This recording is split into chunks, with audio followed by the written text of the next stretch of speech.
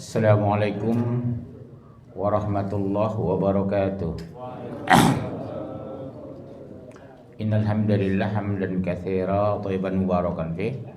Asyhadu an la ilaha illallah wahdahu la syarika lah. Wa asyhadu anna Muhammadan abduhu wa rasuluhu la nabiyya ba'dah. Allahumma shalli wa sallim ala Muhammadin wa ala alihi wa sahbihi ajma'in. Faqala Allah ta'ala fil Qur'anil Karim, a'udzu billahi minasy syaithanir rajim. Ya ayyuhalladzina amanu taqullaha haqqa tuqatih wa la tamutunna illa wa antum muslimun. Amma ba'd. Alhamdulillah, kita tetap bersyukur kondisi apapun. Walaupun saya sakit, insyaallah saya bisa hadir pada malam hari ini. Dan mudah-mudahan kehadiran kita di sini membawa keberkahan buat kita dunia dan akhirat. Yang pertama, kita syukuri nikmat iman dan Islam. Kedua, nikmat sehat. Yang ketiga, nikmat sempat, orang sempit. Di sini pengajian diberi makan. Di tempat lain minum aja nggak ada. Belum tentu hadir. Makannya gratis kan, nggak bayar. Iya, nasi kebuli. Oh, nasi goreng. Bulan depan kebulinya, insya Allah. Kalau ada yang numpang. Oh iya, masya Allah. Ilham di sini baca terjemahan. Lantang sekali dia jadi imam tadi ya.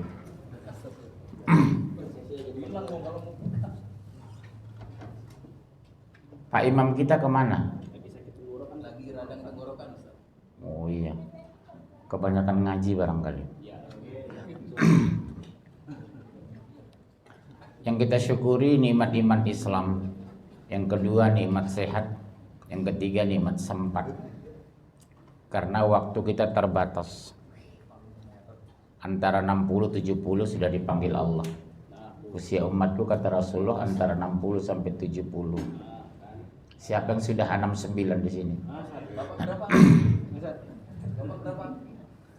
Ya, cuma ada juga yang sampai 80. 90, pakai saya hampir 90 tahun. Persoalan hari ini bukan panjang umur, tapi maksimal bisa beribadah. Untuk apa panjang umur kalau tidak beribadah? Lebih bagus lagi panjang umur ibadahnya berkualitas. Yang paling buruk sudah umurnya pendek tidak sholat. Udah jelek belagu begitu kira-kira. Resek lagi. Nah, hidup itu harus bersyukur. Kenapa harus bersyukur? Detik-detik kehidupan yang diberikan Allah itu tidak bisa dipenuhi oleh manusia lain. Contoh kesehatan, bernapas, makanan, minuman, semua dari Allah. Betul? Betul. Apa yang kita lakukan, yang kita perbuat akan diminta pertanggungjawaban. Tidak sesederhana yang kita pikirkan, Pak. Detik per detik akan diminta pertanggungjawaban, dimulai sejak kita balik sampai ruh keluar dari tubuh. Per detik, Pak, diminta pertanggungjawaban. Besok rekaman ini kelihatan di padang mahsyar. Siapa yang ngantuk, siapa yang nyender kelihatan. Iya. Kelihatan nanti. Nanti rekaman katakanlah 60 kali saya mengisi di sini. Di padang mahsyar akan dipertontonkan. Apa yang kau sampaikan hai munzir dulu di dunia? Ini. Ternyata yang mengamalkannya hanya sekian persen. Mendengar tapi tidak mengamalkannya. Harusnya sami'na wa ta'na. Ini sami'na wa soina. Kami dengar dan kami santai. Mudah-mudahan kita bukan seperti itu. Lebih bagus ilmu sedikit tapi diamalkan daripada berilmu luas tapi tidak beramal soleh. Ya, saudaraku sekalian yang selalu dirahmati Allah. Tema hari ini bagus. Muhasabah di awal tahun. Apa arti muhasabah? Introspeksi diri. evaluasi, introspeksi dan koreksi. Ya Allah, usiaku sudah 59, ibadahku belum bagus ya Allah. Doaku belum sungguh-sungguh. Salatku belum semua khusyuk ya Allah. Menangis kita depan Allah.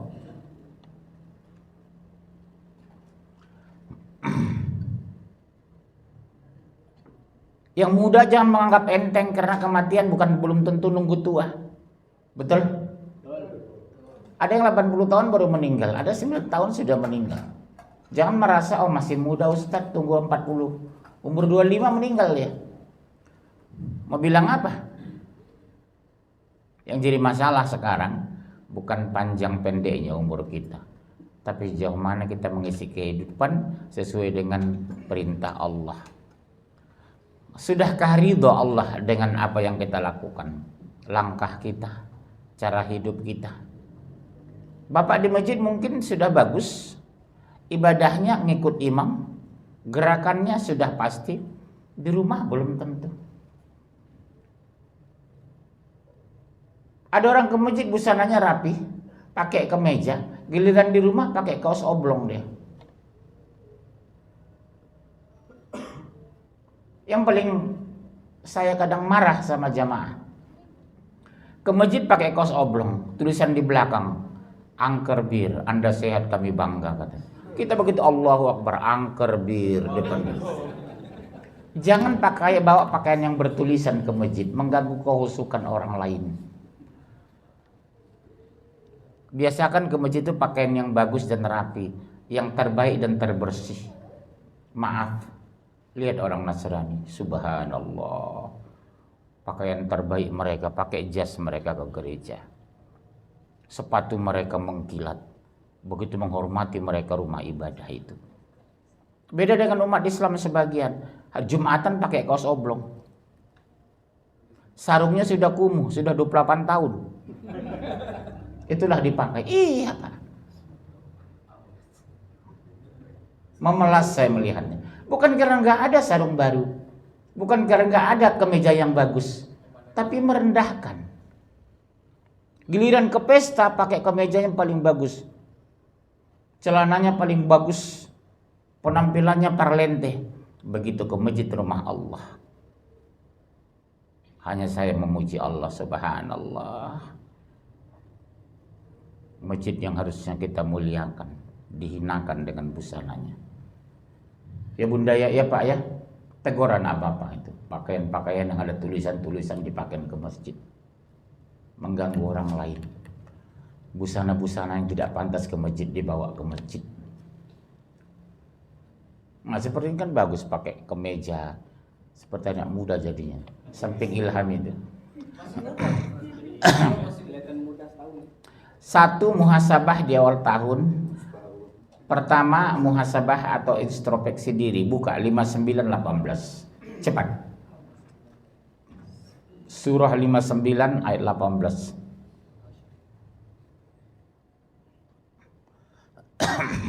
Ingatlah pada hari ketika mereka semua dibangkitkan Allah, lalu mereka bersumpah kepadanya bahwa mereka bukan orang musyrik sebagaimana mereka bersumpah kepadamu, dan mereka menyangka bahwa mereka akan memperoleh sesuatu manfaat. Ketahuilah bahwa mereka orang-orang pendusta. Tuh,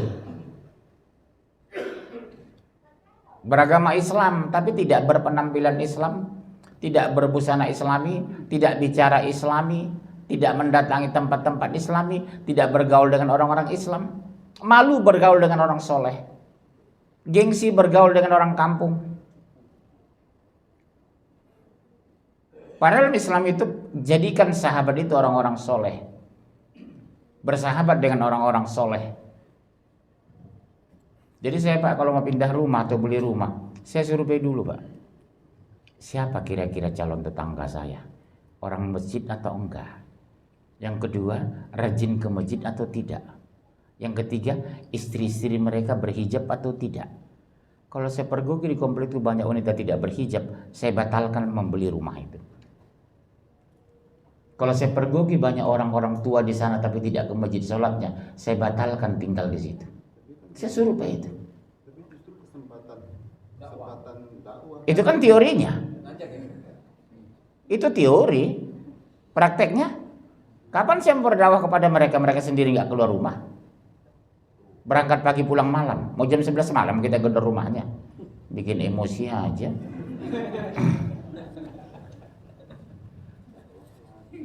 Iya Pak, jam 11 malam baru pulang dari kantor dia. Hari Sabtu Ahad minimal ke masjid, nggak ada. Mereka ke puncak.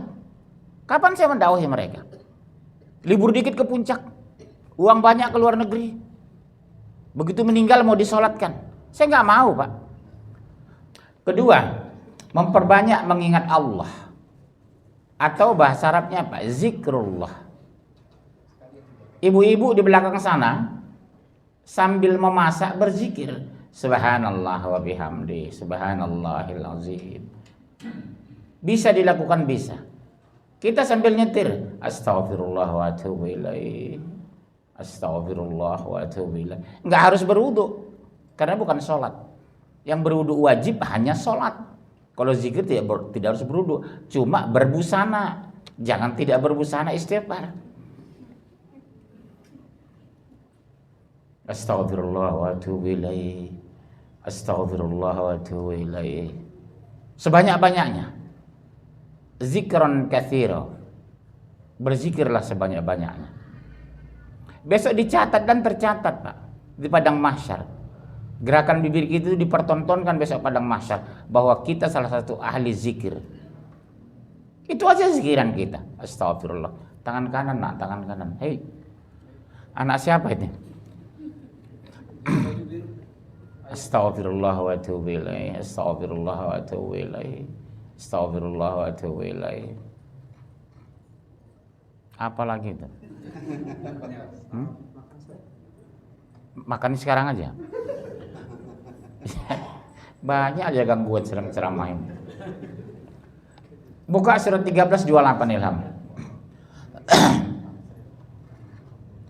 Memperbanyak mengingat Allah. Kalau kita banyak mengingat Allah, kita lupa dosa dan maksiat.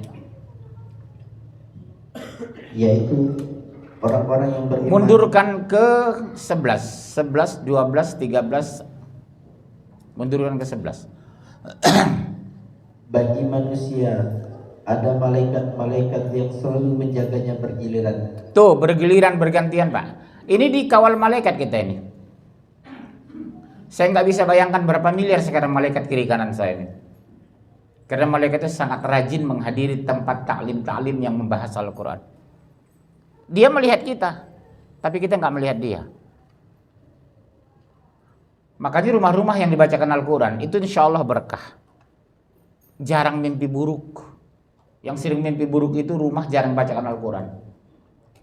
Kalau sering baca Quran di rumah bergantian, bapak lelah suruh istri, "Ma, habis maghrib nanti baca Quran ya Ma, saya agak capek ini."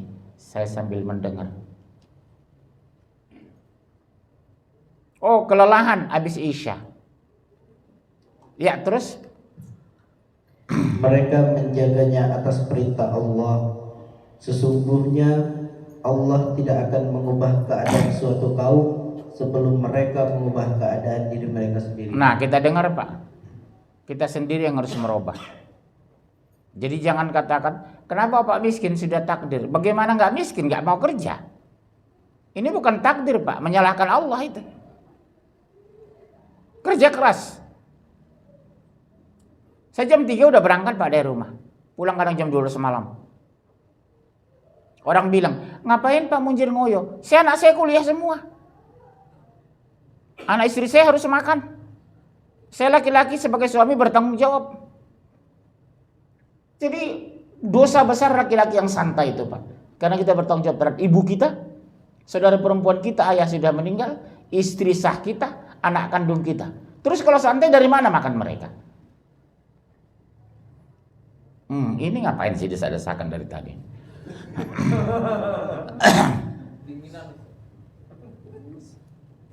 Iya, hati-hati Pak.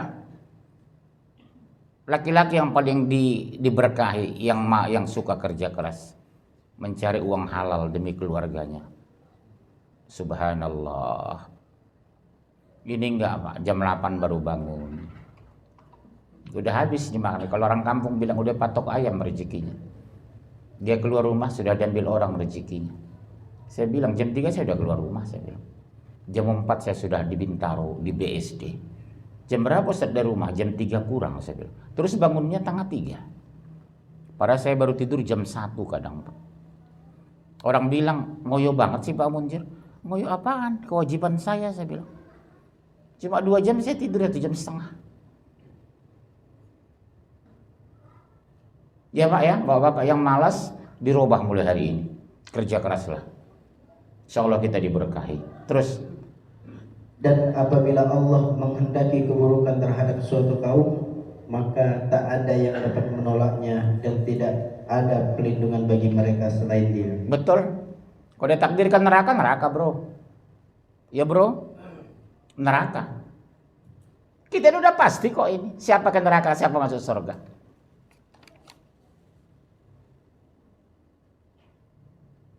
Kita kan menjalani takdir ini.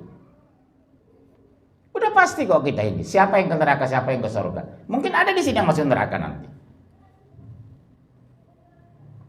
Mungkin. Terutama kalau dosa besar, syirik, berzina, mencuri.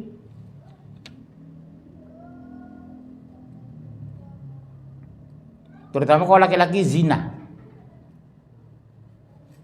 Syirik. Syirik itu macam-macam Pak. Syirik dalam ucapan, syirik dalam perbuatan, syirik dalam hati. Itu yang kita khawatirkan itu. Enggak terasa, tapi udah syirik.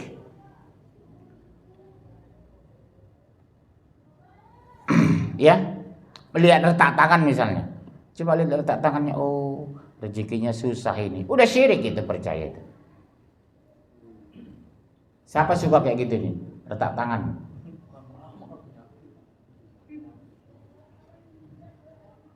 Ya, terus? Ya. Dialah yang memperlihatkan kilat kepadamu, yang menimbulkan ketakutan dan harapan, dan Dia menjadikan mendung. Coba, ketakutan dan harapan. Takut karena suaranya, harapan karena berpotensi hujan.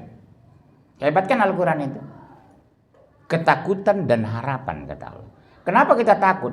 Karena mengerikan. Kenapa ada harapan? Karena akan turun hujan. Terus? 13. Dan guru bertasbih memujinya. Masya Allah. Bunda, gunung pun bertasbih memujinya. Ikan-ikan bertasbih memujinya. Makanya jangan menyakiti ikan. Kalau mau dimakan, ya bunuh, sudah digoreng. Jangan dibikin ikan itu pingsan. Menyakitkan. Kalau mau dibunuh, bunuh aja Pak. Bunuh, bersihkan, goreng. Atau membuat kucing kakinya kita pukul. Pincang. Dosa besar kita Pak. Kucing itu apa? Kesayangan Rasulullah. Berdasarkan satu hadis saya temukan, 3 malah. Rasul setiap pulang dari sholat Pak. Saya terharu saya melihat membaca hadis itu. Yang dilakukan Rasulullah itu mengelus kucingnya 3 kali. Setiap pulang sholat. Subhanallah. Mengelus kucingnya. Begitu sayangnya Rasulullah kepada kucing. Kenapa? Apa kata Rasulullah? Karena kucing ini makhluk rumahan. Jadi kita bertanggung jawab memberikan makan. Jangan biasakan memukul kucing Pak. Kalaupun diambilnya ikan di meja, ya sudahlah, itu rezekinya. Masa gara-gara sepotong ikan dia tersakiti, terzolimi. Ayah saya itu paling sayang sama kucing. Subhanallah. Waktu meninggal ayah saya masih ingat itu Pak. Kumpul kucing di samping jenazah sampai ayah dibawa ke pemakaman itu. Terharu sekali saya. Duduk mereka berbaris di samping jenazah ayah saya. Subhanallah. Seolah-olah mereka ikut kehilangan. Jadi ayah saya kepala sekolah, pulang ngajar. Yang pertama berikan makan bukan dia yang makan. Disiapkan makanan untuk kucing. Sudah siap disiapkan makanan kucing baru dia makan. Tapi Allah buktikan begitu dia meninggal, kucing itu menunggu jenazahnya. Kucing saja pun ternyata ada rasa. Kalau bahasa ekstrimnya, kucing juga manusia gitu kira-kira. Terus demikian pula para malaikat karena takut kepadanya, dan Allah melepaskan halilintar lalu menimpakannya kepada siapa yang dia kehendaki, sementara mereka berbantah-bantahan tentang Allah dan dia maha keras siksanya. makanya ada orang disambar petir. Itu penjelasan ayatnya. Siapa yang dikehendaki dilindungi, siapa yang tidak kehendaki itulah disambar petir itu. Meninggal sambar petir. Memang sebagian ulama mengatakan orang meninggal sambar petir itu mati syahid. Tapi saya belum temukan hadisnya.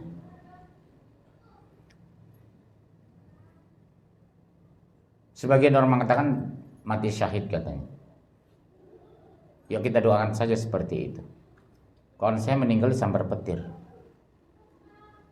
langsung terletak, terbakar tubuhnya, mati. Oleh sebab itu mengantisipasinya kalau musim hujan, musim petir, jangan keluar rumah, jangan cari mati, ya. Kemudian udah, ya. Hanya kepada Allah doa yang benar. Berhala-berhala yang mereka sembah selain Allah tidak dapat mengabulkan apapun bagi mereka. Kenapa muncul ayat ini? Dulu awal-awal Islam diturunkan, orang berdoa di kuburan kepada jenazah yang di dalam kubur itu. Kayak beri kami rezeki katanya. Ditegur, yang berizki itu Allah. Di zaman modern juga ada seperti itu. Mengagungkan kuburan berlebihan, membangun kuburan berlebihan. Dalam Islam kan nggak boleh. Sebenarnya bikin batu nisan aja nggak boleh di kuburan itu. Lihat di Saudi itu, meninggal dikuburkan, meninggal dikuburkan. Ada puluhan ribu orang meninggal di kuburan Ma'la itu kan. Mana tahu siapa di mana keluarga kita itu. Persoalannya mereka bukan butuh batu nisannya, mereka butuh doa anaknya yang soleh, bukan anak yang salah. Mana di sana batu nisan, Pak? Cuma Indonesia. Kuburan diperbaharui, kuburan modern, kuburan dipasang marmer.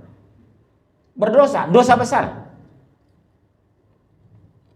Yang harusnya pasang marmer masjid, bukan kuburan, bro. Ya, bro. Ini kuburan diperindah. Coba lihat kuburan di Indonesia. Berlomba bikin marmer itu.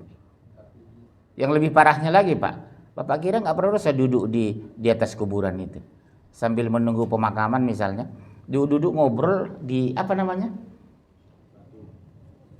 Di pemakaman itu duduk-duduk. Nggak boleh, Pak. Di pemakaman itu maksimal dibolehkan berdiri menunggu pemakaman, orang memakamkan. Kita begini, Pak. Nggak boleh kita duduk santai di kuburan itu begini. Harus berdiri nungguin itu. Kalau nggak kuat berdiri pulang. Coba perhatikan kan, orang kan santai duduk di situ, ngobrol-ngobrol lagi. Saya bilang subhanallah. Tungguin sampai jenazah dimakamkan. Sudah selesai baru pulang. Ini nggak ngobrol, Pak. Kan tersinggung jenazahnya itu. Iya. Jenazah juga manusia kok. Iya, terus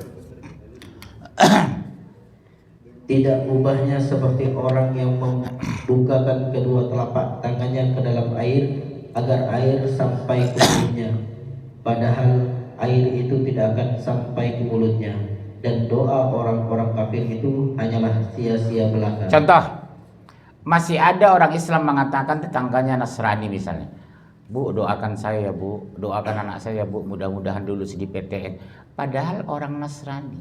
Kedua, mencari bekal terbaik. Udah, 2877. 2877 2197. Apa sebenarnya bekal yang terbaik itu? 2877. Dan carilah pahala negeri akhirat dengan apa yang telah dianugerahkan Allah kepadamu. Oh, berarti yang dicari pahala. Ada ustadz yang kadang aneh ngomongnya. Tujuan kita beribadah bukan cari pahala. Oh, salah satu penyebab kita masuk surga pahala, Pak. Saya ulangi, pahala salah satu variabel membuat kita masuk surga. Dan penentuan di tingkat berapa surga kita dari pahala. Ada ustadz kan ngomong gitu, gak usah lah cari-cari pahala, beribadah aja kata. Kok kita gak mengharapin pahala, mengharapin apa, Pak? Setiap ibadah itu diberikan pahala, syaratnya hanya satu, ikhlas. Kedua, mengikuti syariat. Ada juga orang sholat tapi salah. Ada orang zikir tapi dikarang. Ada orang berzikir tapi ngarang. Terus Tetapi janganlah kamu lupakan bagian dari dunia dan berbuat baiklah kepada orang lain sebagaimana Allah telah berbuat baik kepadamu. berarti kewajiban berbuat baik kepada tetangga terutama. Agama apapun dia, yes. Suku apapun dia, iya. Kalau datang maling ke rumah kita teriak, yang dengar siapa? Tetangga atau adik kita di Medan? Tetangga. Makanya dosa besar bermusuhan tidak teguran dengan tetangga. Dosa besar, Pak. Agama apapun dia. Ada oleh-oleh kita bagi. Bawa durian 10 bagi 3. Satu rumah 3. Ini enggak. Hidung orang sudah kembang kempis. Enggak juga diantar duriannya. Iya. Berdosa kita, Pak. Membuat memutus harapan tetangga. Sering saya bilang begini, kalaupun kita tidak bisa berbagi, jangan tunjukkan kita bawa oleh-oleh. Masuk mobil dulu ke rumah, ke garasi, baru keluarkan dari mobil. Jangan di luar garasi ngeluarin oleh-oleh, tetangga melihat. Berdosa, Pak, kita. Dia mengharap, Pak. Ngomong sama suaminya, Pak, mungkin kita dapat durian. Kenapa? Tadi bapak itu turunkan durian ada 10, mungkin sama kita 3. Enggak dikirim-kirim, akhirnya apa? Dia sakit, 3 hari meninggal. Gara-gara durian kita. Iya. Gara-gara durian meninggal dia. Asbabnya itu. Bisa terjadi kan? Karena dia mengharap.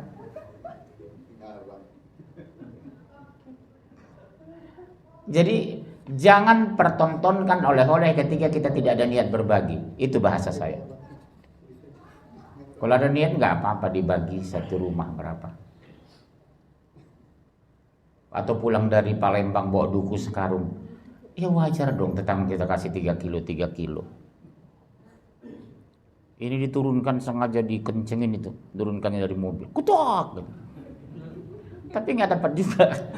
Mana dukunya itu katanya.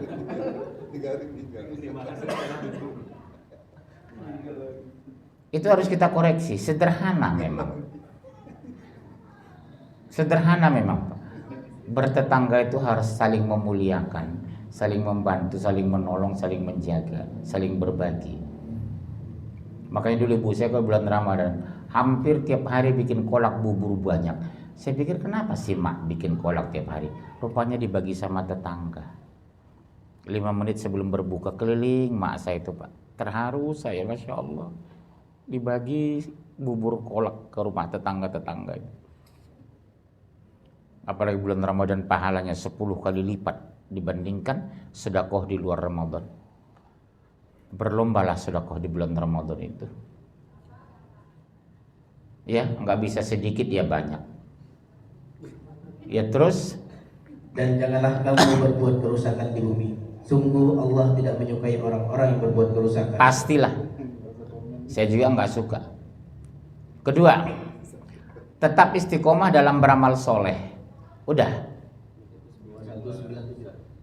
Oh 2197 belum? Iya. Ya 2197.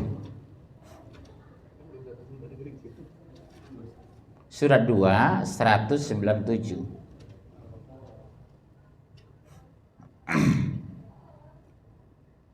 Muslim haji itu pada bulan-bulan yang telah dimaklumi. Iya, berarti berangkat haji cuma sekali setahun, bukan 3 kali. Kalau ada orang berangkat di luar musim haji, mau kemana Pak Haji? Goblok itu. Haji itu cuma sekali setahun. Waktunya ditentukan, bacaannya jelas. Di sini siapa yang sudah haji? Ada 10 orang. Bercita-cita lah Pak, sungguh-sungguh berdoa. Sepreman-preman orang Pak, pertama melihat Baitullah itu pasti menangis. Labbaik, Allahumma labbaik, la syarika laka labbaik. Menangis Pak. Begitu ditunjukkan sama guide-nya, Pak itu Baitullah. Langsung menangis, kebayang Rasulullah tawaf di situ. Sepreman-preman orang saya lihat ketika tawaf itu menangis. Luar biasa mahalnya Baitullah itu.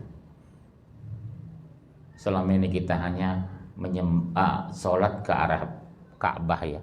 Tiba-tiba sholat kita di depan Baitullah. Nikmat lagi Pak, kalau setiap sholat itu kita berusaha di samping Baitullah itu. Subhanallah. Saya jam 2 subuh sudah berangkat supaya bisa sholat di samping Baitullah itu. Saya terlambat 1 jam. Udah nggak bisa Pak, udah jauh dari masjid itu. Ya, terus barang siapa mengerjakan ibadah haji dalam bulan-bulan itu, maka janganlah dia berkata jorok, berbuat maksiat, dan bertengkar dalam melakukan ibadah haji. Jadi nggak boleh Pak berdebat dengan suami, dengan ustadz, dengan apa waktu haji itu. Kerjaan kita zikir, baca Quran, zikir, baca Quran. Capek tidur. Capek baca Quran, zikir. Capek zikir, tidur. Makanya Bapak yang belum haji umroh, sungguh-sungguhlah berdoa. Nikmatnya sholat di samping Baitullah itu Pak. Ya Allah, menangis Pak, menangis. Mungkin langkah-langkah kita itu bekas langkah Rasulullah. Kaki-kaki kita yang kita injakkan itu waktu sa'i, mungkin di sana bekas kaki Rasulullah. Ya Pak ya, menangis. Masya Allah. Terus segala yang baik yang kamu kerjakan Allah mengetahuinya. Bawalah bekal karena sesungguhnya sebaik-baik bekal adalah takwa, dan bertakwalah kepadaku wahai orang-orang yang mempunyai akal sehat. Nah, yang disuruh bertakwa yang punya akal sehat. Sebab nggak mungkin sholat kalau nggak berakal.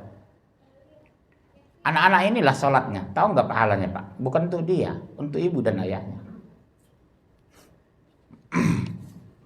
Makanya kalau anak kita rajin beribadah sebelum baligh, kita beruntung Pak orang tuanya, dapat pahala. Karena mereka belum kewajiban. Biasakan menyuruh anak sholat ibadah sebelum baligh itu jangan tinggal. Lebih-lebih lagi setelah baligh. Pahalanya untuk kita Pak. Kan beruntung kita. Nah, kemudian memperbanyak amalan-amalan sunnah. 1. Sholat tahajud 1779. 1779. Amalan sunnah tapi dipentingkan.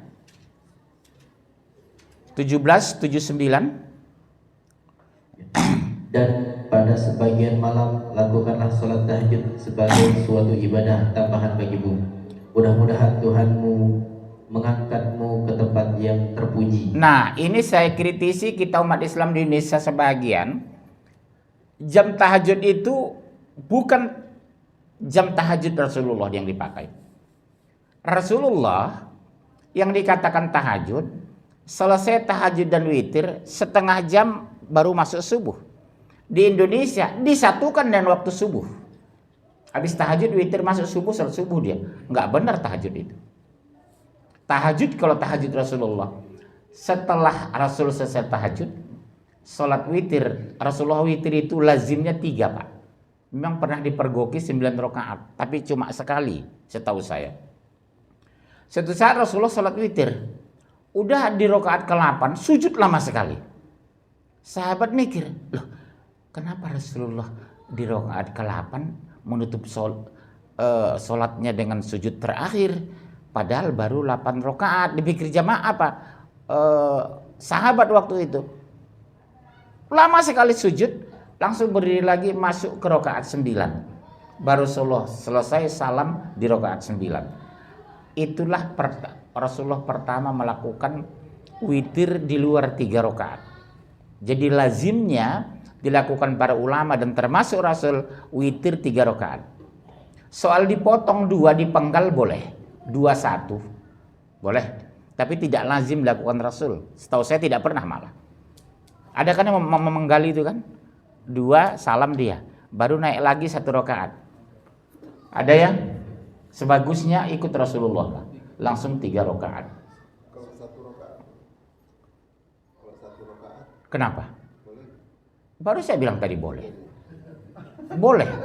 Secara syariat boleh, tapi tidak dicontohkan Rasul. Rasul itu 3 rakaat dan 3 setiap rakaat membaca ayat. Itu bedanya dengan salat sunnah yang lain.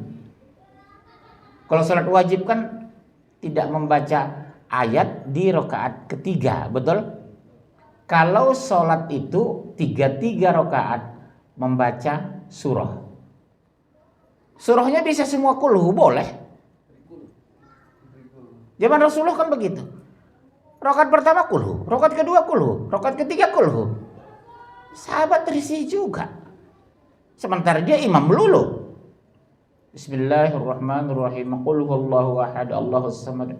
Rakaat kedua qul huwallahu ahad. Rakaat ketiga qul huwallah. Ya kok bisa begini? Laporlah sama Rasulullah.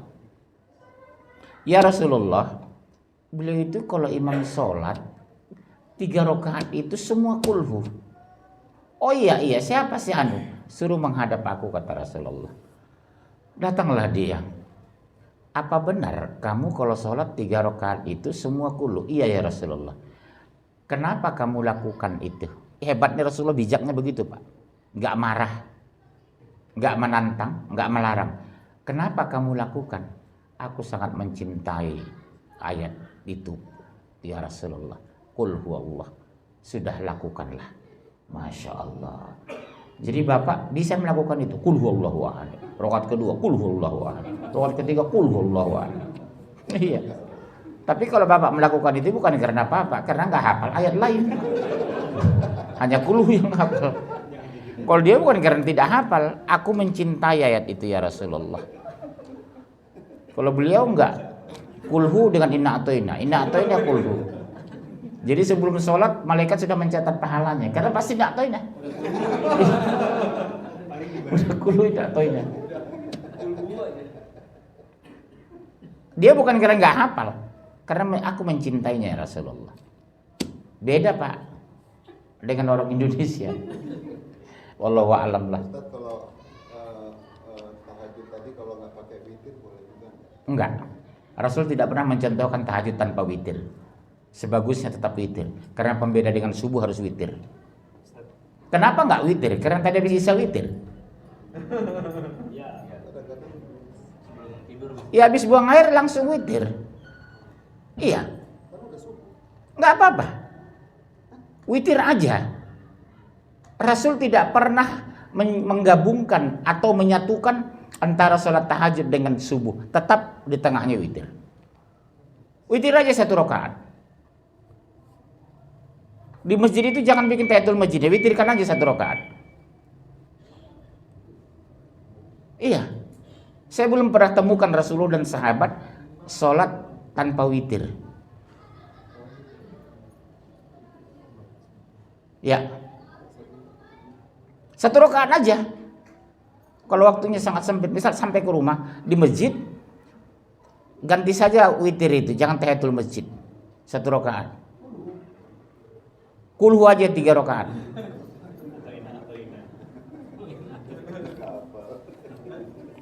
Ya? Udah 1779.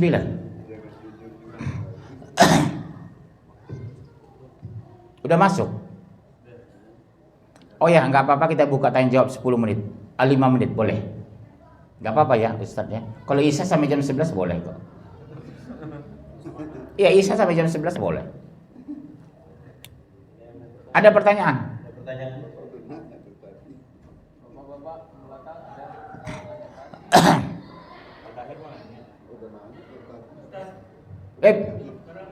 Kasih mic.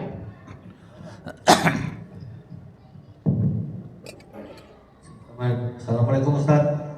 Waalaikumsalam warahmatullahi Ustaz selalu. Ustaz, sekarang kan banyak menganjurkan tahajud itu, witir itu kalau bisa, ada juga ulama mengajarkan kita kerjakan sebelum tidur Ustaz. Bagaimana pendapat Ustaz? Begini Pak, kembali saya ulang.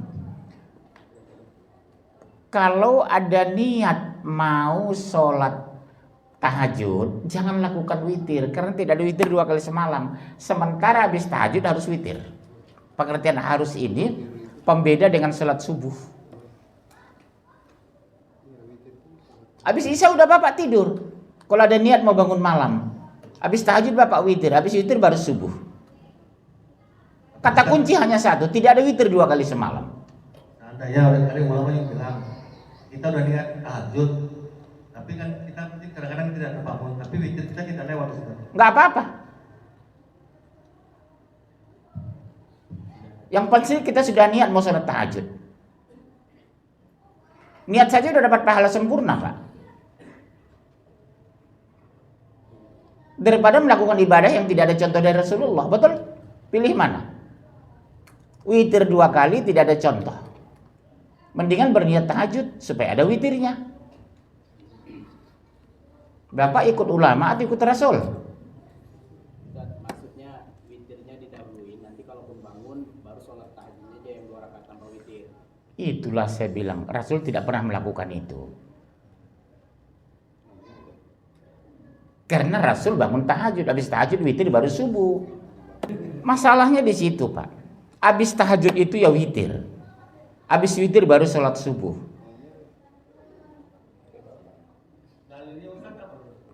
Hah? Tidak ada contoh dari Rasulullah seperti itu. Tidak ada contoh.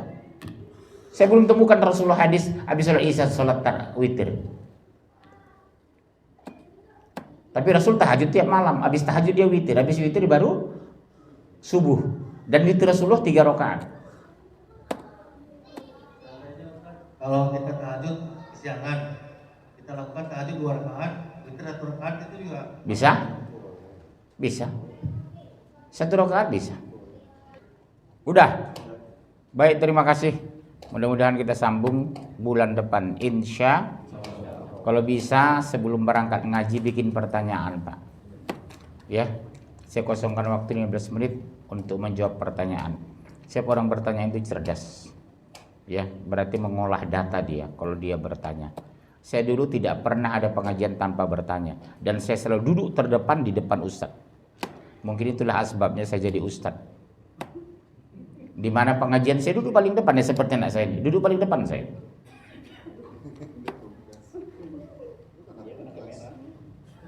Ya udah, itu aja dibahas. Cukup.